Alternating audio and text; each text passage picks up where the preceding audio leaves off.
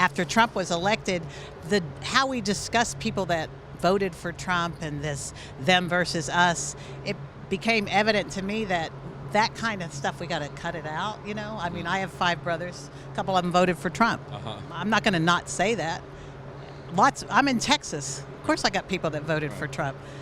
They're awesome individuals. They just wanted to throw the table up. They wanted to throw the table up, and you know what? Sometimes I want to throw the table up, too, about the Democrats. I wanted to throw the table up when we didn't put anybody in jail after Wall Street. I wanted to throw the table up when we didn't get a public option. I wanted to throw the table up when we didn't get lots of stuff done in the Barack Obama administration that I took off a year of my life to help elect because we wanted to get along with people. That was our opportunity. And so I think we need to have this reckoning. All right, welcome. We're here to talk about, as we often are, the Democratic Party. Who better to join us than a Democrat? Lillian Salerno, running for Congress in Dallas. Is it suburban Dallas and part of Dallas? Or? Lots of Dallas and then a lot of the suburbs. It's a gerrymandered district called the Texas 32. All right, this being an expensive process, here she is in Washington, where a lot of political money circulates. People come here, they try to grab a little bit of it and take it back to their district, spend it on winning. Now, Lillian, in order to get where she is now, had to win a runoff earlier. If people remember, the famous one was the Laura Moser primary, but there were, turned out, other primaries in Texas that same day. And she advanced along with Colin Allred. The runoff election will be on the 22nd of May, right? So you're in the home stretch. I'm Colin Allred. I'm running for Congress in Texas's 32nd Congressional District. I'm Lillian Salerno, and I'm the Democratic candidate for the 32nd District in a runoff on May 22nd. It's not that it's going to be a cakewalk to beat Pete Sessions. He's a formidable opponent. We're never going to really outspin Pete Sessions. I think what we can do is have a lot more excitement. I'm running against a young lawyer. We had our first real debate last night, and I just did a contrast of my experience and his. And basically, I've been standing up to power for most of my life, coming to Washington, D.C., advocating for small businesses and nurses. And I just want to come up here and fight for people. And that makes it so maybe I'm not the favored child of the old school Democratic Party, but I'm an old school Texas Democrat, and that's why I'm running. Your opponent has the DCCC endorsement. Did he get that after the first round of the primary? Yes, it was after the primary.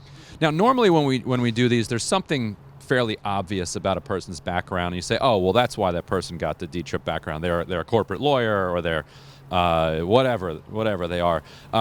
Colin's a different kind of candidate. He was a linebacker in the NFL. Went on to work for the Obama administration, has kind of been a civil rights lawyer. Nothing that jumps out and screams kind of establishment. Why do you think that the DCCC ended up going with him rather than you, given that both of you have viable paths, both to winning the primary and also to winning the general? Well, I think there's a lot of powers that be at play. One is, we both raising the same kind of money. We had another candidate in our race who was a good candidate, and there was 7 of us. And it just was strange that they came in because, of course, they were talking to me and the other candidate, and Colin. He got more votes, for sure. So that's their reason. But I believe votes matter. But I also believe this is a runoff election. I'm confident we're going to win because we need to win, because we need to win back the House. And I believe I have a clearer path to victory. And I believe that the Democratic Party sometimes doesn't want somebody that they can't control. And they can't control me.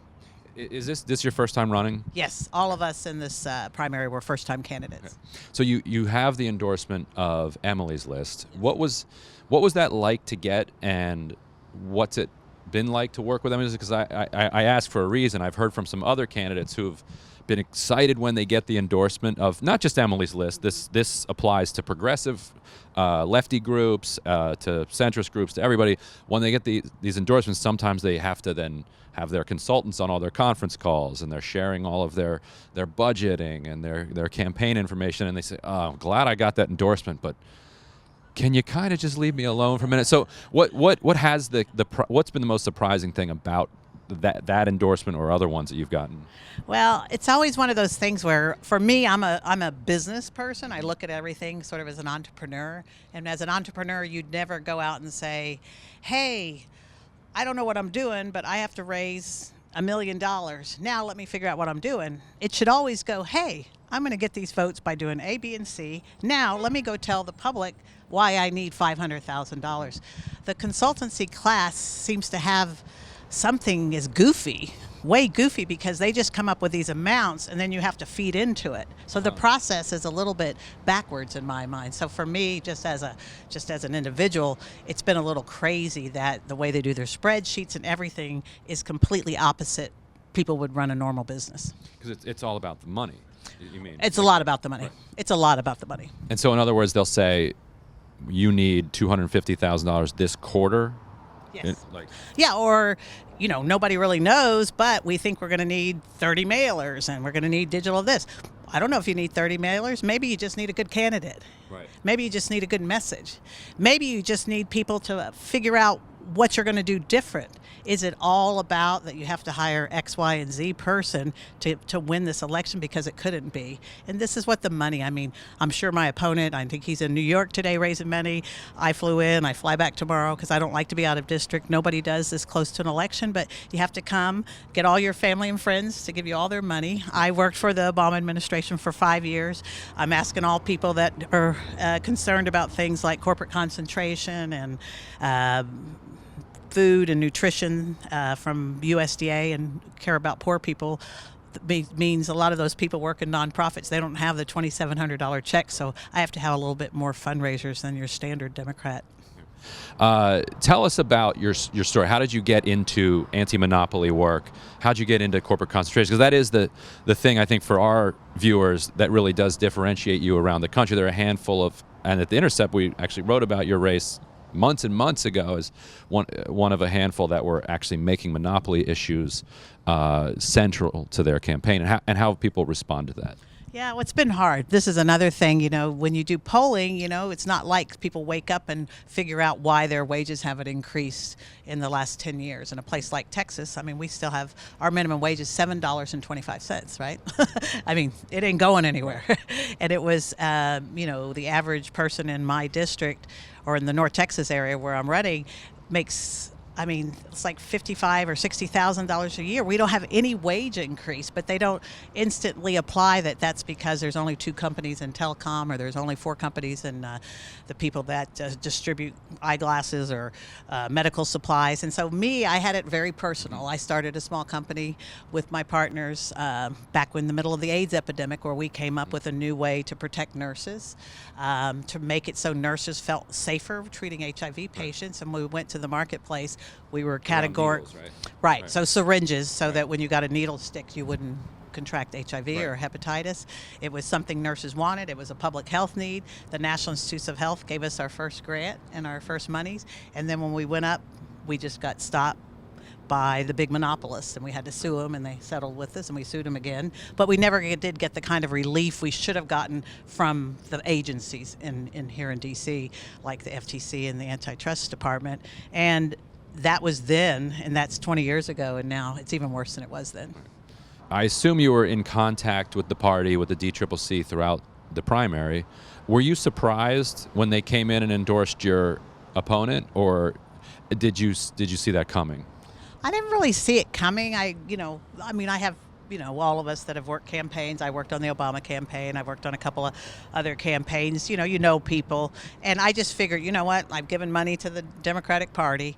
I'm somebody who does what they asked me to over my career when I've been able to. I didn't agree with them about Obamacare because I wanted a public option. So I've certainly thrown down a few times and keep doing that, I guess. But right now, I feel like our race is sort of it's almost like a microcosm of really what's wrong with the party. They ought to stay out of these races.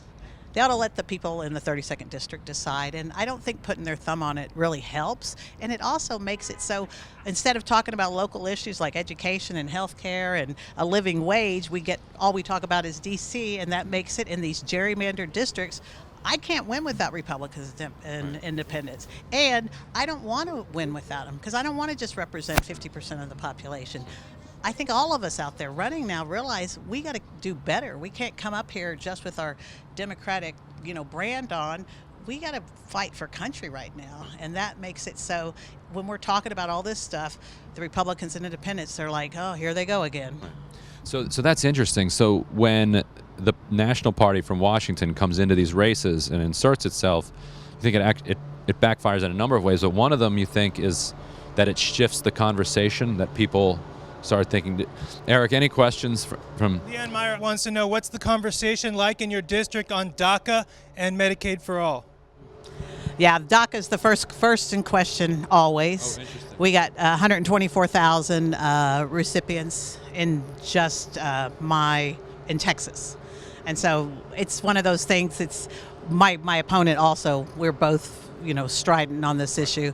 We should throw down. We both, for sure. For me, I have 2 Mexican kids, that I adopted. I would fight for DACA recipients like I would my own kids. It's something we need to take care of immediately. And then for Medicaid for all, a place like Texas, complete rejection of any Medicaid expansion. Right. And so we just leave all this money on the table, and we talked about that in our debate last night. And, we've got crazy politics in Texas. And I don't think people realize when we have crazy politics, because we have such a big congressional delegation, second only to California, with 38 people coming up here, when we send crazy people up here, we mess it up for all of us. And so when I speak to my audience tonight in Washington, D.C. or anywhere, I always say, you really need to care about what happens in Texas, because when we're off, especially with representatives, because we only have 3 women out of a delegation of 38, and we haven't elected a new woman to Congress for 22 years, it throws the entire conversation off as seen through a woman's lens, Right.